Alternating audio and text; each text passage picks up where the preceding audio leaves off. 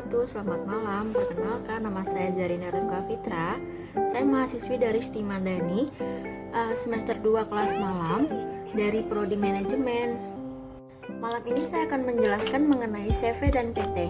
CV sendiri adalah persekutuan komanditer dan PT adalah perseroan terbatas. Mulai dari CV ya. Pengertian CV adalah persekutuan komanditer. Perkumpulan di sini memiliki arti yang luas dan memiliki 4 unsur. Unsur yang pertama adalah kepentingan bersama. Unsur kedua, kehendak bersama. Unsur yang ketiga adalah unsur tujuan bersama. Dan unsur yang keempat adalah unsur kerjasama yang jelas. Pengertian CV sendiri dijelaskan dalam Pasal 19 Kitab Undang-Undang Hukum Dagang atau KUHD. Dalam pasal 19 ayat 1 disebutkan bahwa CV adalah persekutuan secara melepas uang yang dinamakan persekutuan komanditer. Didirikan antara satu orang atau lebih yang menanggung bertanggung jawab untuk seluruhnya pada pihak satu dan satu orang atau lebih sebagai pelepas uang pada pihak lain. Sedangkan pada pasal 19 ayat 2 berbunyi dengan demikian, bisalah terjadi suatu persekutuan itu pada suatu ketika yang sama merupakan persekutuan firma terhadap sekutu firma yang di dalamnya dan merupakan persekutuan komanditer terhadap pelepas uang. Kelompok pertama adalah sekutu diam atau kelompok pemilik yang memiliki tanggung jawab terbatas, dan satunya lagi kelompok sekutu aktif atau suatu kelompok pemilik yang memiliki tanggung jawab tak terbatas.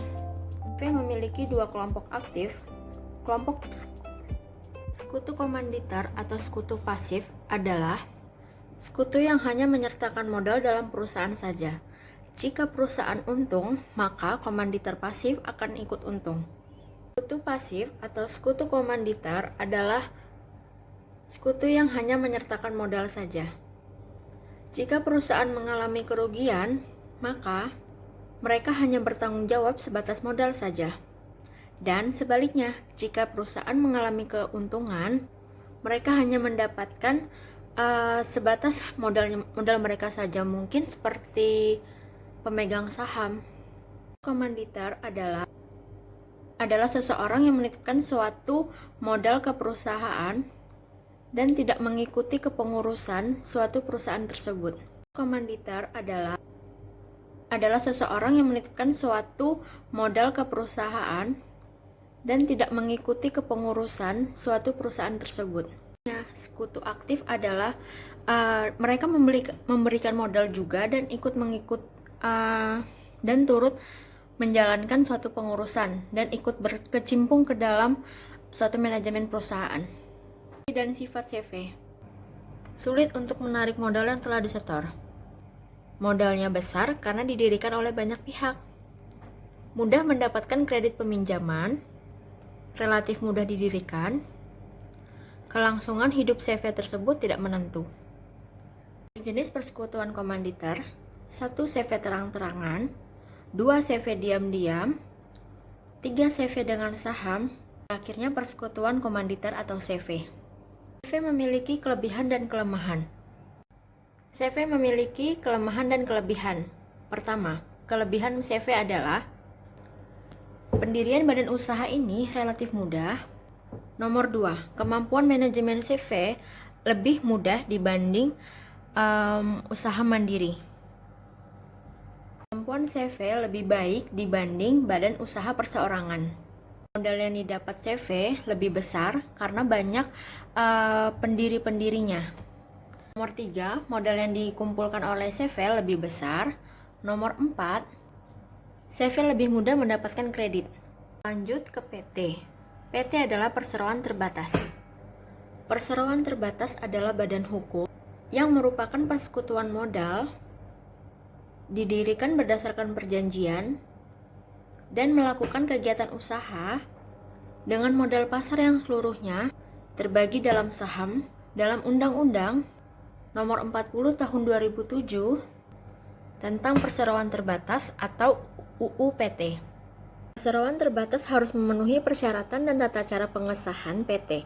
sebagaimana yang diatur dalam UU PT, yaitu pengesahan dari Menteri Hukum dan HAM Republik Indonesia. Persekutuan modal PT. Sebagai persekutuan modal, kekayaan PT terdiri dari modal yang seluruhnya terbagi dalam bentuk saham. Pendiri PT berkewajiban mengambil bagian tersebut dalam bentuk saham. Mereka mendapat bukti surat saham sebagai bentuk penyertaan modal. Tanggung jawab pemegang saham terbatas hanya pada modal saham yang dimasukkan ke dalam perseroan atau limited liability. Ciri organisasi atau PT. 1.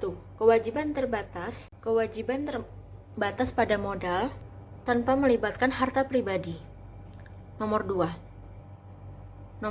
Modal dan ukuran pasar besar. Nomor 2. Modal ukuran perusahaan besar. Nomor 3. Kelangsungan hidup perusahaan pada pemegang saham. Jadi, kelangsungan hidup perusahaannya pada pemegang saham. Nomor 4. Kepemilikannya mudah berpindah tangan. Nomor 5. Mudah untuk mencari pegawai atau karyawan. Nomor 6. Sulit untuk membubarkan PT. Nomor 7. Keuntungan dibagikan pada pemegang saham atau yang disebut dividen. Nomor 8. Kekuatan dewan direksi lebih besar daripada pemegang saham. Nomor 9. Terdiri dari 2 orang atau lebih. Nomor 10. Memiliki kerjasama antar anggota. Selanjutnya adalah memiliki tujuan yang ingin dicapai. Kewenangan RUPS meliputi 1. Menyetujui pembelian saham yang telah dikeluarkan. 2. Menyetujui rancangan kerja yang diajukan oleh Dewan Direksi. Memutuskan penambahan modal perseroan. Menyetujui pembelian kembali saham yang telah dikeluarkan. Menyetujui penambahan modal perseroan. Memutuskan penggunaan laba bersih termasuk penentuan jumlah penyisihan untuk cadangan dan mengatur tata cara pembelian devisa. Memutuskan penggunaan laba bersih termasuk penentuan jumlah penyisihan untuk cadangan dan mengatur tata cara pengambilan dividen yang telah dimasukkan ke cadangan khusus. Selanjutnya, mengangkat anggota direksi, memberhentikan anggota direksi jika mereka melakukan kesalahan yang fatal tentunya. Tadi saya membicarakan tentang direksi. Direksi sendiri adalah organ yang menjalankan pengurusan perseroan untuk kepentingan perseroan dan sesuai dengan maksud dan tujuan perseroan. Jadi, direksi bertanggung jawab atas pengurusan perseroan. Direksi mewakili hak untuk membuat laporan tahunan dan dokumen keuangan perseroan sebagaimana yang dimaksud dalam Undang-Undang tentang Dokumen Perusahaan. Yang ketiga, selanjutnya Dewan Komisaris. Ketentuan baru dalam undang-undang ini adalah menambahkan komisaris independen dalam struktur organ perseroan. Dewan Komisaris wajib membuat risalah rapat Dewan Komisaris. Dewan Komisaris mewajibkan memberikan laporan tentang tugas pengawasan yang dilakukan selama tahun buku yang baru lampau kepada RUPS atau Rapat Umum Pemegang Saham. Selanjutnya, Komite Audit.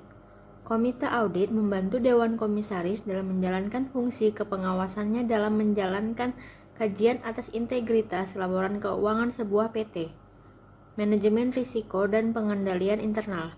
Di Balikpapan sendiri, PT itu ada beraneka ragam. 1.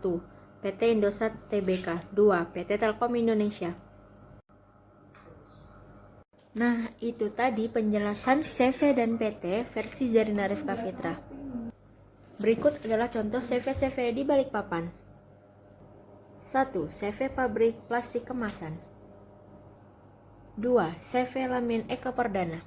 3. CV Afri Jaya Mandiri. 4. CV Trisula Citra Perdana. Sedangkan PT di Balikpapan ada PT Indosat Tbk, PT Telkom Indonesia, PT Kaltimpos, PT Informasi Solusi Humanika,